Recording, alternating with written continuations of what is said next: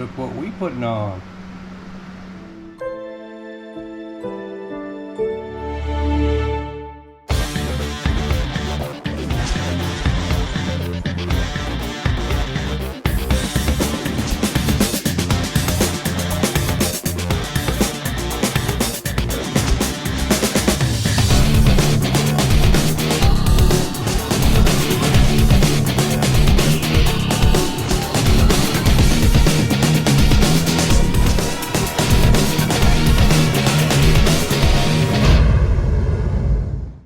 What is going on, everybody? Welcome to Into My GT Entertainment, and I am Joel. Nice to see you here this evening. And guess what we're doing?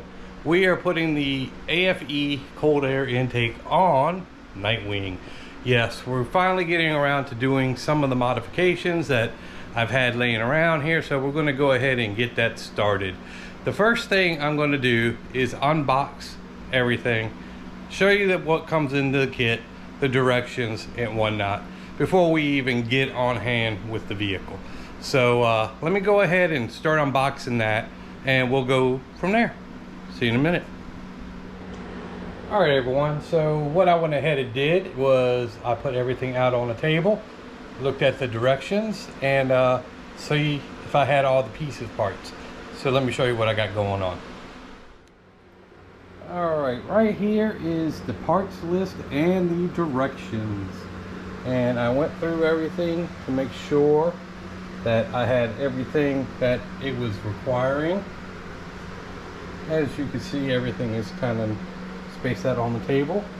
The only thing is this right here is not on that parts list, and when you go through a few pages you get to that, which is that part which is showing you that there is they have two types. One is locked, where these pins right here are permanent, and then they have the ones that are like these where they're removable. I don't know which ones are on the truck right now, but they tell you what you need to do to get those going. So once we get to that point, we'll get to that point, but yeah, that's where we are at the moment. And as you can see, I got it all spread out and ready to go. All right, everybody, so now we are going to get started on this install. I'm going to bring you back to the table because I just wanted to show you some stuff, and we'll go from there, and we'll start on step one, and we'll see where this adventure takes us.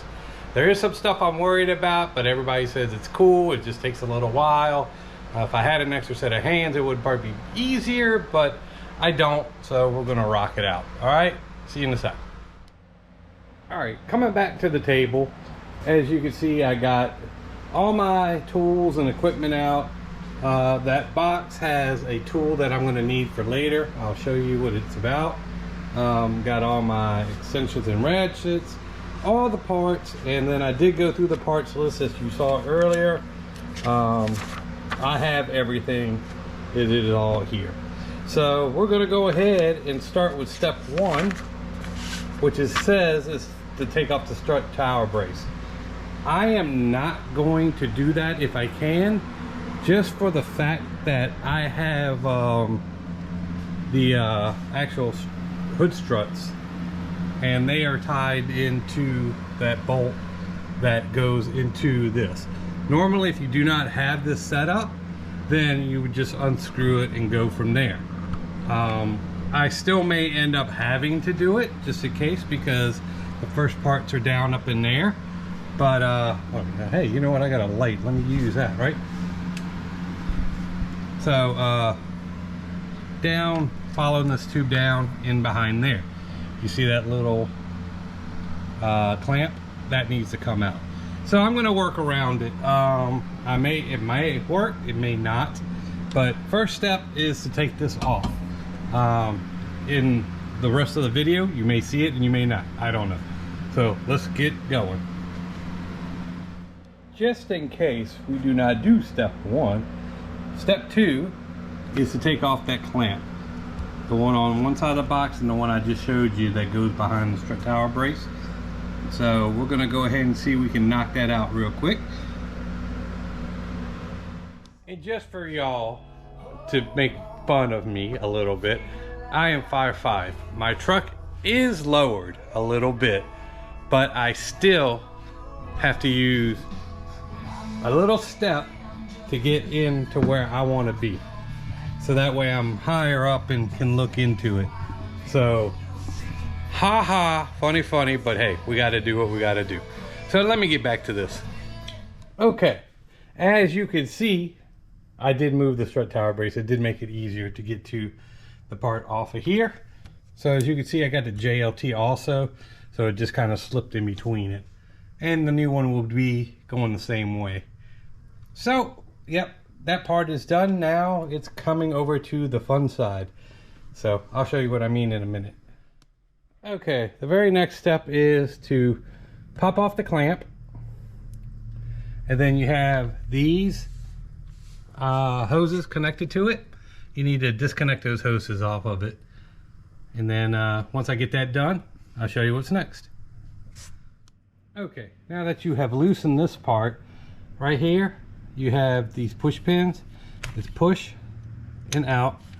This one, the connectors in the back, you lift up or you squeeze. Is it here?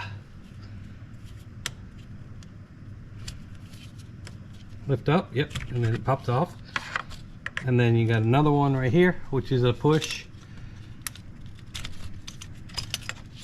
And those are all disconnected. And right here, you have a little pop in that hooks to the connector. You just want to pop that out with your pry tool. So go ahead and do that too. All right, everybody, just want to show you something here. This is the part that one of the parts I was dreading.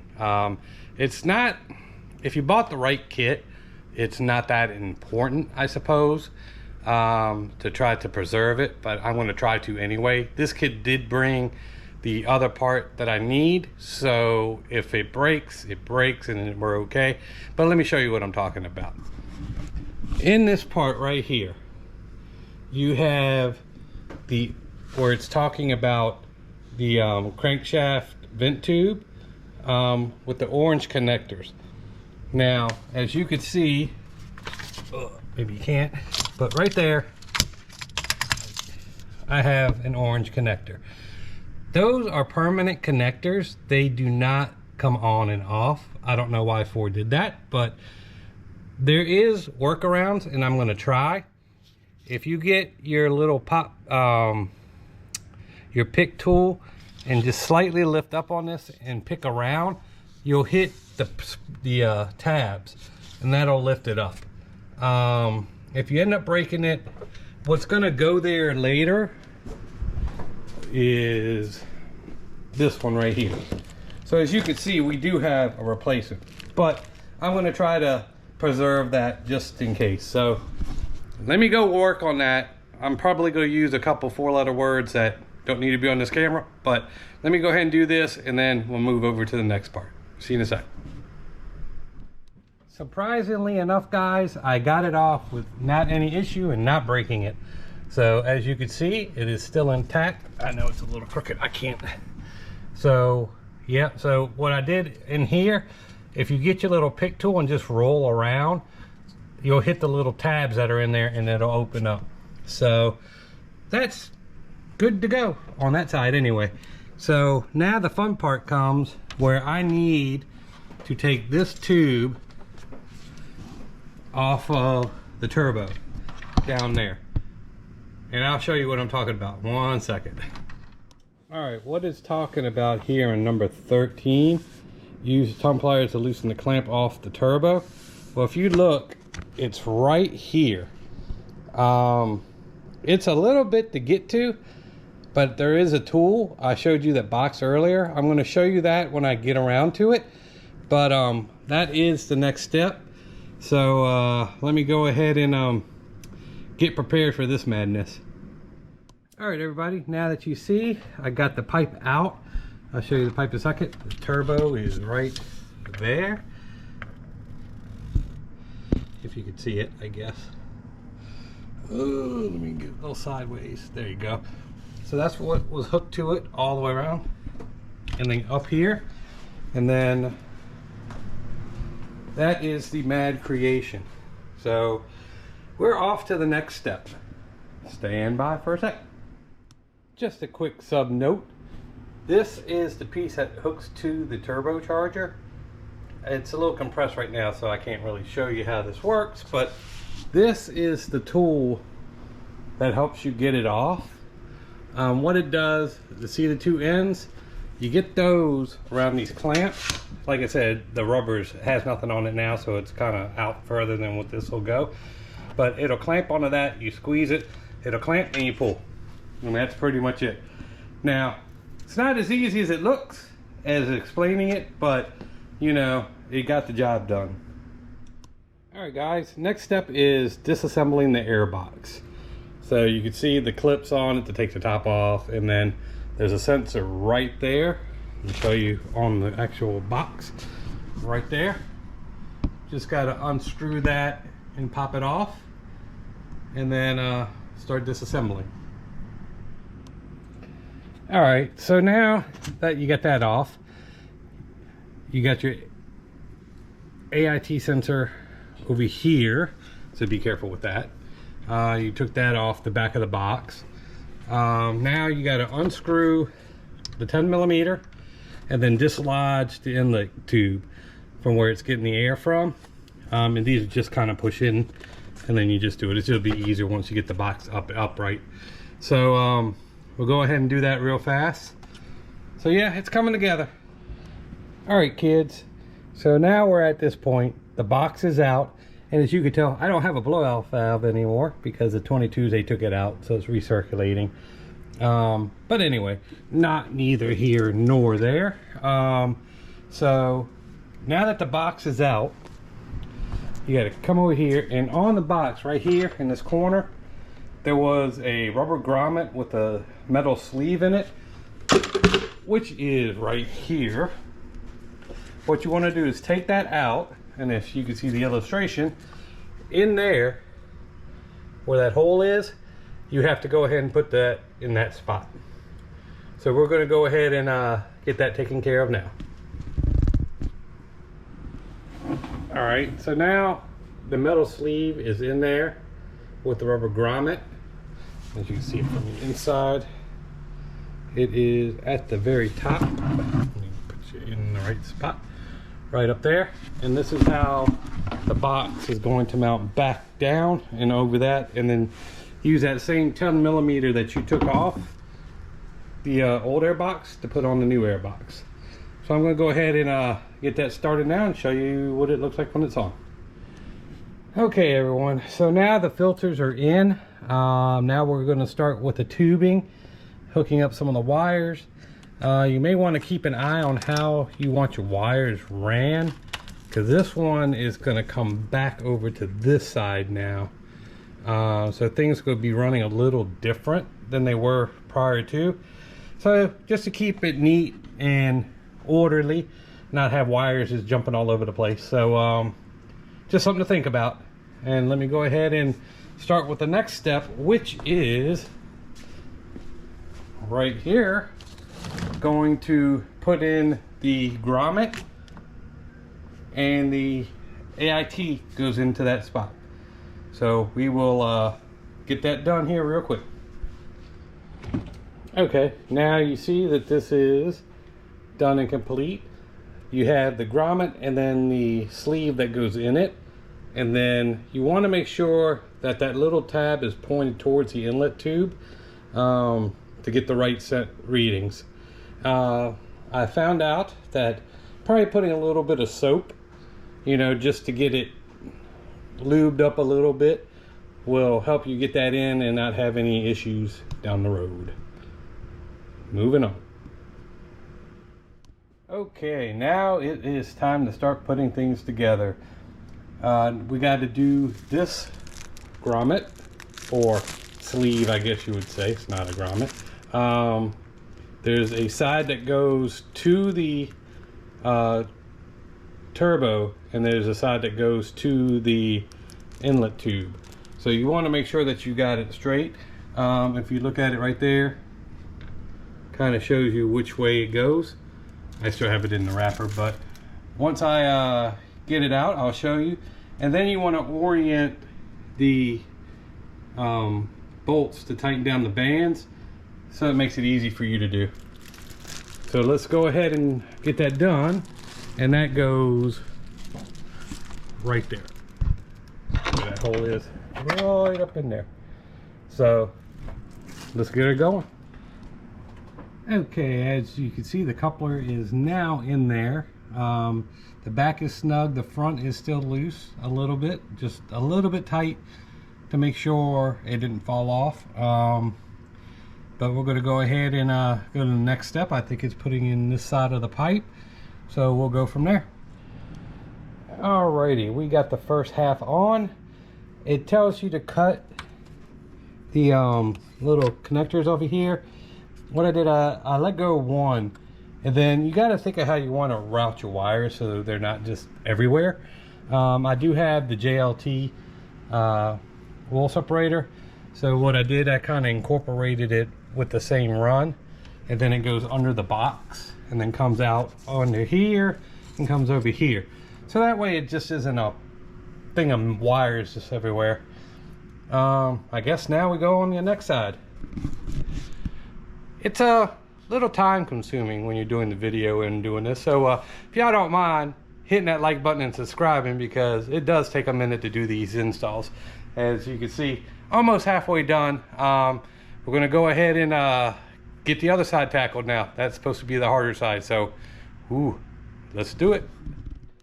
All right, now we are working on the other side. As you can see, they want us to go ahead and get this part put in. It's where a bunch of the hoses are going to start connecting. I've already put it in. The best way to do it is to put it together first and then put it in. And if you have a little pick tool like I have, just kind of go around the edge of it and it'll fall right into place. Took about 2 seconds to put in there, so that's not the hard part. And now moving over to the next part, we got to put in the connectors. They do not have to be threaded all the way down. It even tells you in the directions that some threads will be exposed.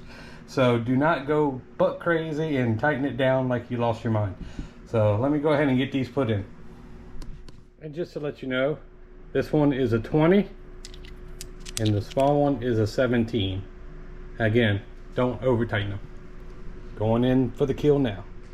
Alright guys, now I am at the part where I need to get this tube back into the driver's side turbo and get the side done.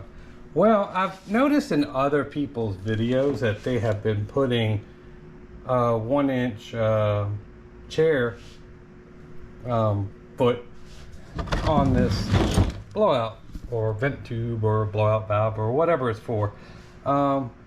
Mine doesn't have it to connect it if I wanted to, so I guess I'm gonna have to take a quick trip over to the Home Depot or the Lowe's to get it. But if you see right here in this direction, the bypass valve hose in the 22s, they went all it recirculates. There's no blowout valve, so I'm assuming this kit is not been updated for the 22s, or they just left it like that and say, hey, go figure it out. But like I said, they don't give you any other option for what to do with it. And as you can see right there, it tells you where to put it. You come over to the vehicle itself in that area, and there is nothing there. So I'm assuming that's what you got to do now. So I am going to go ahead and have me some lunch. Gonna go grab that, and then we'll finish up this install. For you, it'll be a sec. Me, it's gonna be a little bit, because yeah, it's me. See you in a bit. Well, there you go, guys. There is the quick fix to it. You get 4 for $4, and you got extras, and that's kind of what you got to do. So kind of weird that you pay so much for a kit and they don't think of all these things, but you know, maybe they'll start doing it. Who knows? So let's go ahead and get this part on. Okay, everybody, so now we have it all hooked back up, I believe. I got to go through my once over, but the connections that came off the old one are back now hooked together. I might tidy up the wires a little bit. The turbo is hooked up down there. So we are good to go. The crankshaft, crank valve breather is in. So yeah, we might be done now. So let me go once over and then I'll start it and see what happens.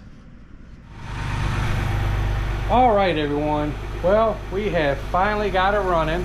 I did make a boo-boo. I will show you just for the sake of showing you. I'm gonna come over here. I knocked the coolant line off, so when I started the car the first time, yeah, it went everywhere. And the line that I hit was that one right there. It's just a quick disconnect. So it just quickly disconnected, I guess, when I was doing the other stuff. So just keep that in mind when you do your checks. I didn't see it, it was hidden behind the pipe. So yeah, so I had to get some coolant. Now I made a mess on the floor, but you know, part of the deal sometimes, right? So let me go ahead and give this a quick run around the block, make sure it gets up the temperature, nothing falling apart, yada yada yada, and we'll get back to you. All right, everybody, so took it around the block. Everything is fine. Let some of the coolant burn off of it, because you know that stuff sticks in there forever now. But yeah, it seems to be working fine. I don't have any issues with anything leaking now after I plugged it back in. But here's what it looks like.